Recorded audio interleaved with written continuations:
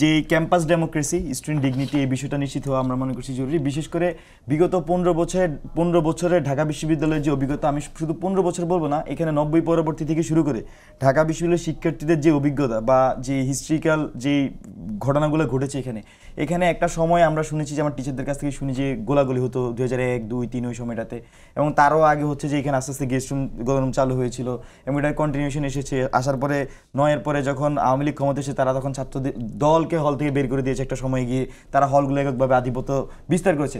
তার পিছনে ছিল মূল কারণটা ছিল হচ্ছে যে ক্যাম্পাস ডেমোক্রেসি ছিল না এবং স্টুডেন্টদের কোনো সামাজিক মর্যাদা বা স্টুডেন্টের যে মর্যাদা, মানবিক মর্যাদা সেটা ছিল না।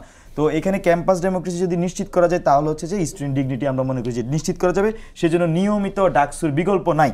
আর এখানে এই জিনিসটা হলে কি হবে, এই জিনিসটা হলে প্রথমে আমার কাছে মনে হয় এমন কোনো ডাকসুর ক্যান্ডিডেট নেই যে এটা বলে না যে স্টুডেন্টের সিটের সমস্যাটা সমাধান করবে। আমরা বলছি যে 1 স্টুডেন্ট 1 সিট যাতে নিশ্চিত করে।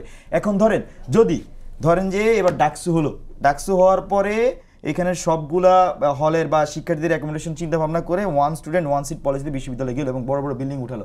আমরা শেখ রাসেল টাওয়ার দেখেছি, আমরা বঙ্গবন্ধু টাওয়ার দেখেছি, আমরা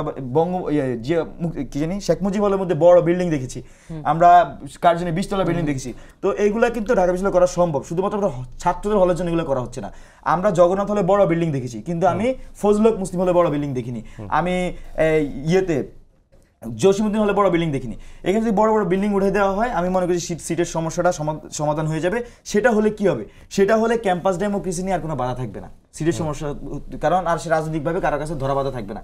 এখানে যারাই ক্ষমতায় থাকে, ক্ষমতাসীন ছাত্র সংগঠন শিক্ষার্থীকে সিটের নামে জিম্মি করে তারা অপরাজনীতি করেছে। তো এখানে যদি শুধু ঢাকা বিশ্ববিদ্যালয়ের না, বাংলাদেশের অর্ধেক সমস্যার সমাধান হয়ে যাবে যদি ঢাকা বিশ্ববিদ্যালয়ের শিক্ষার্থীদের সিটের সমস্যা সমাধান করা হয়। ছাত্রলীগ দীর্ঘদিন ক্ষমতায় ছিল শুধু এই সিটকে কাজে লাগিয়ে অন্যকে জিম্মি করে।